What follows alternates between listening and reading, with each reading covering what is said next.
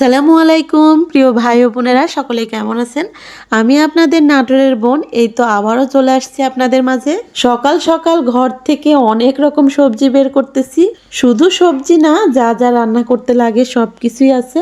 আর চাল ডাল একসঙ্গে মিলিয়ে নিছি। শীতের সকাল মানেই অন্যরকম একটা ভালো লাগা। আর শীতের সবজিগুলো দেখলেই মনে হয় মন প্রাণ জুড়িয়ে যায়। শীতের দিনের সবজি রান্না করলে যে কোনোভাবেই খেতে ভালো লাগে।